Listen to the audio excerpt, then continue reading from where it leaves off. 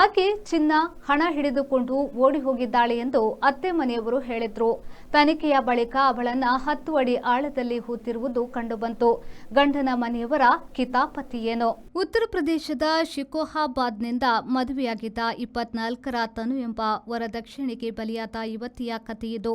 ಮಣ್ಣಲ್ಲಿ ಮಣ್ಣಾಗುವ ಸ್ಥಿತಿಯಲ್ಲಿ ಹರಿಯಾಣದ ಫರೀದಾಬಾದ್ನ ಮನೆಗಳ ನಡುವೆ 10 ಅಡಿ ಆಳದ ಗೋರಿಯಲ್ಲಿ ಆಕೆಯ ಮೃತದೇಹ ಪತ್ತೆಯಾಗಿದೆ. ಫರೀದಾಬಾದ್ನ ರೋಷನ್ ನಗರದ ಅರುಣ್ ಜೊತೆ ಆಕೆಯ ಮದುವೆ 2 ವರ್ಷದಷ್ಟು ಹಿಂದೆ ನಡೆದಿತ್ತು.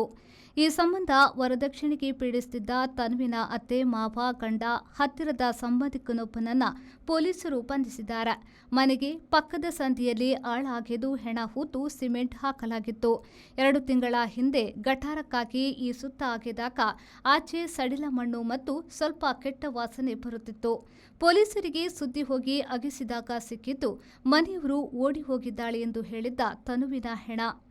ವರದಕ್ಷಿಣೆಗಾಗಿ ಗಂಡನ ಮನೆಯವರು ನಿತ್ಯ ದೈಹಿಕ ಮತ್ತು ಮಾನಸಿಕ ಹಿಂಸೆ ಕೊಡುತ್ತಿದ್ದಾರೆ ಎಂದು ತನು ಸಹೋದರಿ ಪ್ರೀತಿ ಹಿಂದೆಯೇ ದೂರಿದ್ಲು.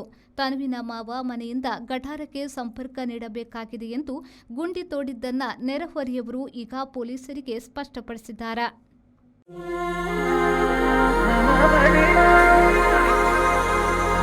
Mama